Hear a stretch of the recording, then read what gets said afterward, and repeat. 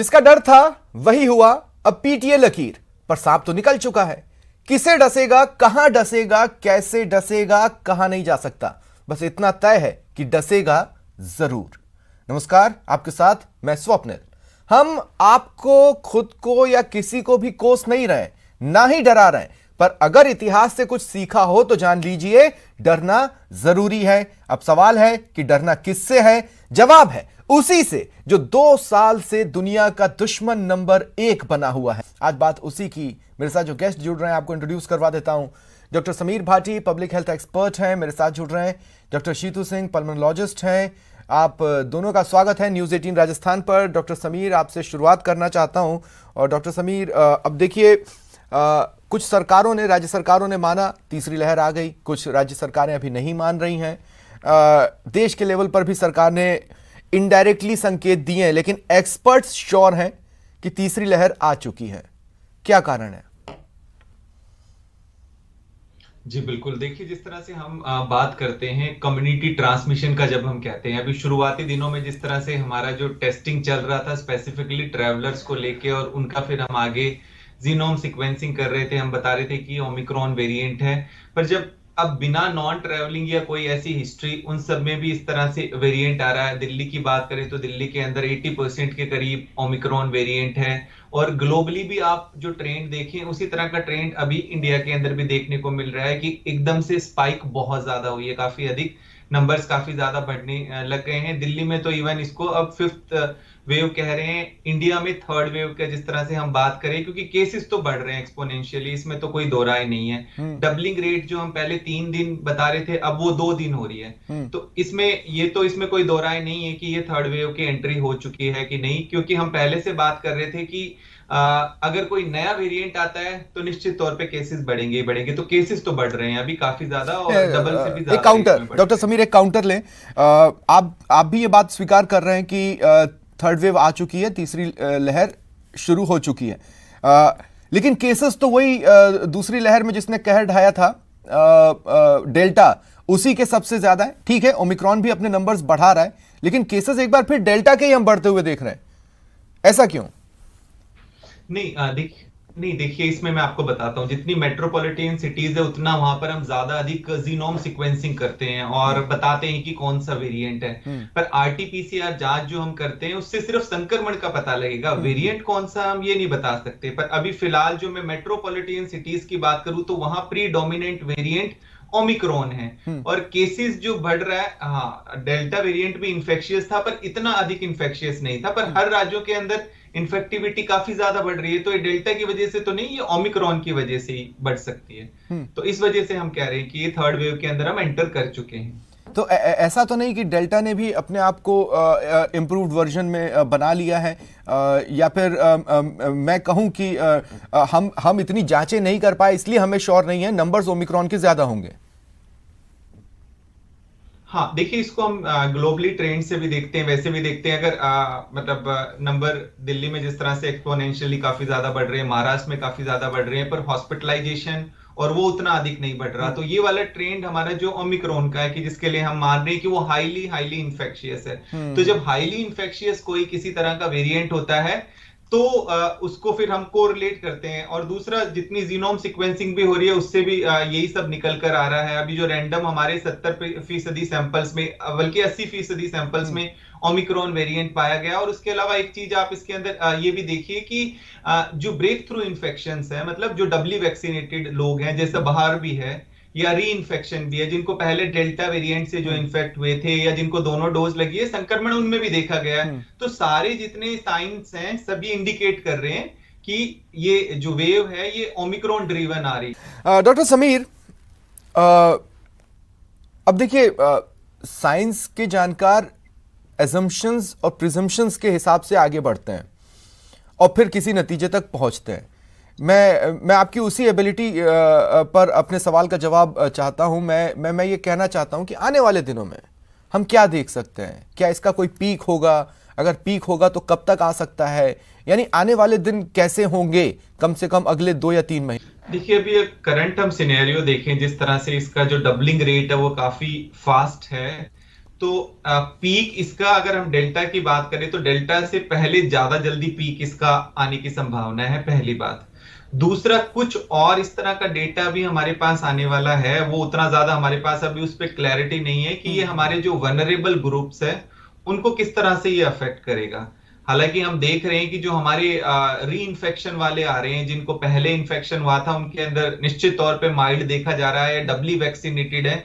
पर अभी स्पेसिफिकली हमारा एक सर्टेन एज ग्रुप है जो वनरेबल है काफी ज्यादा, हमारे इम्यूनो कॉम्प्रोमाइज्ड लोग हैं और हमारी जो भी अदर किसी भी रीजन से लो इम्यूनिटी वाले लोग हैं, उनके ऊपर इसका किस तरह से इफेक्ट रहेगा वो एक बार देखना जरूरी है। और इसके अलावा जब हम बात कर रहे हैं कि हॉस्पिटलाइजेशन पे हमारा जो बर्डन है, क्योंकि स्पेशली सबसे ज्यादा देखा जाता है पेंडेमिक के अंदर कि हमारे हेल्थ केयर इंफ्रास्ट्रक्चर पे किस तरह का बर्डन आने वाला है। ठीक है, फिलहाल हम बात कर रहे हैं कि हम लोगों को होम आइसोलेट कर रहे हैं, बट जब ये दर बहुत ज्यादा बढ़ जाएगी, हम कितने लोगों को होम आइसोलेट कर पाएंगे। अभी फिलहाल अगर हम टेस्टिंग वाला ट्रेंड भी देखें तो एक कोई पर्सन अपना टेस्ट कराने आता है, वो पॉजिटिव आ जाता है तो पता लगता है पूरी फैमिली। बट होम आइसोलेशन कितना परमानेंट सॉल्यूशन है? मान लीजिए अगर कोई होम आइसोलेशन में है और उसको शाम को मन किया कि बाहर जाके चाय ही पियाऊं, तो वो पी आएगा। हम ऐसे ही हैं। हाँ, तो होम आइसोलेशन वही मैं आपको बता रहा हूँ। एक तो होम आइसोलेशन वाला तो चलिए एक क्लियर कट है कि उसको पॉजिटिव है और उसको रहना है आइसोलेशन में, पर अभी बहुत सारे केसेस ऐसे भी है जो एसिम्प्टोमेटिक भी है, तो एसिम्प्टोमेटिक भी एज अ सुपर स्प्रेडर का काम कर सकते हैं। दूसरा, आप इसके अंदर एक चीज देखिए कि काफी सारे लोग सिम्प्टोमेटिक भी है पर वो थोड़े से रिलक्टेंट होते हैं अपनी जांच कराने के लिए, क्योंकि अभी जो सीजन चल रहा है उसके अंदर जनरली ज्यादातर लोगों को सबको ये होती है, इस तरह के जो फ्लू लाइक सिम्टम्स होते हैं, तो उनको लगता है कि ये तो मुझे इस तरह के सिम्टम होते ही हैं और जांच भी नहीं कराते, तो वो भी एज अ सुपर स्प्रेडर का काम करते हैं। तो जो ये केसेस हम देख रहे हैं जो इतनी गतिशील हो रहे हैं, बट आप जो मुझसे पूछ रहे हैं कि आगे हम अजम्पशन इसके लिए, देखिए बहुत ज्यादा हम, क्योंकि हमारे लिए अभी जो नोन है वो ये है कि हाँ ये बहुत ज्यादा इंफेक्शियस है, संक्रामक है, बट हाँ इसके पोस्ट कोविड इफेक्ट क्या रहेंगे वो अभी जैसा बताया अभी डॉक्टर साहब ने, वो हम लोगों के पास उस तरह का डेटा अभी अवेलेबल नहीं है। क्योंकि अभी अगर आप विदेशों की भी देखें वहां पर भी ये पीक में चल रहा है, चाहे आप यूके देख लीजिए चाहे आप यूएस देख लीजिए,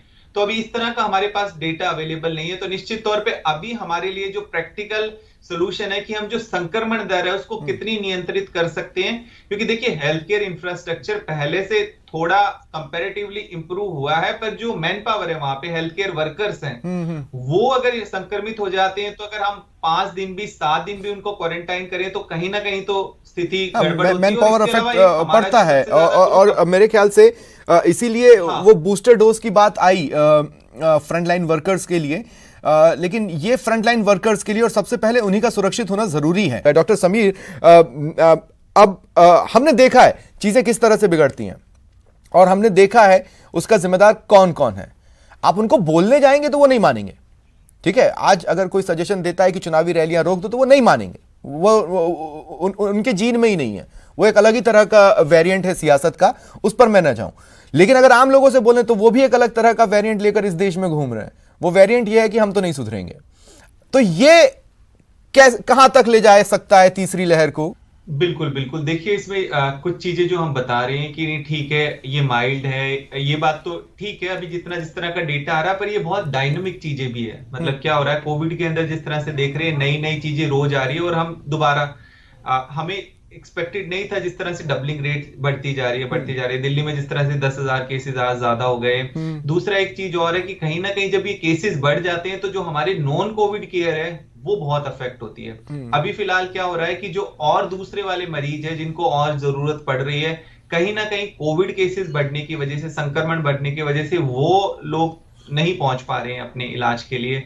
और जब कई बार नॉन कोविड जो कोविड पेशेंट्स हैं उनको रिक्वायरमेंट नहीं होती उस तरह से हॉस्पिटलाइजेशन की, पर वो भी बेड ऑक्यूपाइड कर लेते हैं बहुत कई रीजन की वजह से, तो उस वजह से भी जो नॉन कोविड केयर है वो काफी चीजें अफेक्ट हो जाती है। रही बात जो लोगों की जो केयरलेसनेस बिहेवियर वाली है, देखिए इसमें समझना बहुत ज्यादा जरूरी है। मास्क का तो जिस तरह से हम बता ही रहे हैं, पर मास्क भी अब आप ये देखिए कि मास्क लगा भी रहे हैं तो किस तरीके से लगा रहे हैं, वो एक सिर्फ फॉर्मेलिटी के लिए कि अगर सरकारों ने चालान कर दिया तो फिर उन्होंने मास्क पहनना शुरू कर दिया, पर वो मास्क वाला तो बिल्कुल नहीं, वो एटिकेट भूल ही देखिए गए। कुछ इसके चेहरों अलावा पर तो आप ये भी मास्क देखिए नथनी जो की तरह आपके नॉन, लटका है और कुछ चेहरों पर मास्क गले में नेक बैंड की तरह पड़ा हुआ है। उस बारे में तो कहना ही बेकार है। और रही बात सोशल डिस्टेंसिंग की, तो वो तो मैं हर जगह देख रहा हूं कि उसकी धज्जियां उड़ी हुई हैं और हम उस पर बार बार अपील भी करते हैं। डॉक्टर समीर, आप ही ने कई बार समझा लिया है हमारे ही चैनल पर। और भी कई एक्सपर्ट्स हैं, कई कई बड़े सेलिब्रिटीज़ हैं, वो इस बात को लगातार समझाने की कोशिश कर रहे हैं। लेकिन अब मुझे नहीं पता कि और किस तरह से इस देश को समझाया जाए। सभी ने अपनों को खोया है, सभी ने मुसीबतें झेली हैं, सभी अपने घरों में बंद जी रहे जी जी हैं। वो तो कह रहे हैं आ बैल मुझे मार। मुझे नहीं पता ऐसा क्यों हो रहा है। लेकिन एक बार फिर एक सीरियस क्वेश्चन की तरफ डॉक्टर समीर मैं जा रहा हूं। अभी हम 15 से 18 साल के एज ग्रुप के बच्चों को वैक्सीनेट कर रहे हैं। हमने ये 12 से 18 नहीं रखा, उसके पीछे चाहे जो भी रीजन हो। लेकिन जो एक्सपेरिमेंट्स हुए थे या जो रिसर्चेज हुई थी वो 12 से 18 पे हुई थी। हमने फैसला किया कि हम 15 से 18 को वैक्सीनेट करेंगे। ये भी एक एरिया ऑफ कंसर्न होना चाहिए, क्योंकि अभी ओमिक्रॉन यंगर पॉपुलेशन को अफेक्ट तो कर रहा है और उन पर उसका किस तरह का पोस्ट ओमिक्रॉन इफेक्ट होगा ये किसी को पता नहीं। और दूसरी बात, खुदा ना खास्ता एक और नया वेरिएंट आ गया, जैसे कि फ्रांस में मिल ही गया है सबसे नया वेरिएंट, IHU या ICU ऐसा कुछ नाम है उसका, तो वो और यंगर पॉपुलेशन को भी अपनी जकड़ में ले सकता। बिल्कुल देखिए, जैसे DCGI ने जो अभी फाइनल अप्रूव किया है आपका 12 से लेके 18 साल तक के एज हाँ। ग्रुप के बच्चों के लिए अप्रूवल किया है, बट अभी जो रोल आउट किया है हमने वो 15 से 18 साल के बच्चों के लिए किया है। पर निश्चित तौर पे अभी जिस तरह से रोल आउट हो जाएगा, लॉजिस्टिकली कोई और चैलेंजेस तो नहीं है। इन सब चीजों को देखने के बाद मैं समझता हूँ वो एज ग्रुप तो और कम हो जाएगा 12 साल तक, क्योंकि ज्यादातर जो एल्डरली यंग ये बच्चे हैं इस एज ग्रुप वाले, इनका मूवमेंट काफी ज्यादा है। बोर्ड एग्जाम्स को भी अगर आप देख लीजिए जो 10वीं और 12वीं के, उन सब चीजों को भी देखते हुए, और मैं समझ रहा हूं अभी और कुछ जैसे हम फेजेस में पहले भी कर रहे थे, तो उसी तरह से फेजेस के अंदर ये एज ग्रुप और कम हो जाएगा। और जिस तरह से हमारी 2 और वैक्सीन है जिसके अंदर बच्चों का ट्रायल चल रहा है, जैसे कॉर्बावैक्स एंड कोवावैक्स, तो वो भी फाइनल अप्रूव हो जाएगी। तो उसके बाद हमारे पास बच्चों के लिए 3 वैक्सीन, और जाइकोव डी का अभी बस एक बार कुछ कंसर्न है कि वो क्यों नहीं रोल आउट हो पा रही है, जो नॉन आपकी निडललेस वैक्सीन थी। तो ये और वैक्सीन पाइपलाइन में है, तो इसके बाद मैं समझ रहा हूँ ये वैक्सीनेशन ड्राइव और स्पीड अप हो जाएगी बच्चों की। डॉक्टर समीर, एंड में मैं पूछना चाहता हूं, मेरा लास्ट क्वेश्चन है, क्या अभी भी वो सिस्टम ऑन है जिसमें हम कभी भी डॉक्टर्स को फोन लगाकर या वीडियो कॉल पर कोरोना से जुड़ी ट्रीटमेंट चालू करवा सकते थे? क्या वो सिस्टम अभी भी ऑन है या उसे दोबारा शुरू करने की जरूरत है? बिल्कुल, वो अलग अलग राज्य सरकारों के अकॉर्डिंगली उसमें पॉलिसीज बनती है, जिस तरह से रिक्वायरमेंट होती है। दिल्ली की मैं बात करूं तो दिल्ली में जिस तरह से अभी वो ऑन है और होम आइसोलेशन की स्ट्रेटेजी भी बनी हुई है, तो एक बार वो राज्य सरकारों में अलग अलग तरह से, राजस्थान का एक बार आपको चेक करना पड़ेगा कि वहां पर वो पॉलिसीज अभी बन के इम्प्लीमेंट हो गई है कि नहीं। ठीक है, ठीक है। देखिए, एरिया ऑफ ये वेरिएंट ऑफ कंसर्न है और वैसे तो डरना नहीं है, लेकिन डरिए। डरिए इस कारण से क्योंकि हमें नहीं पता कल क्या होगा।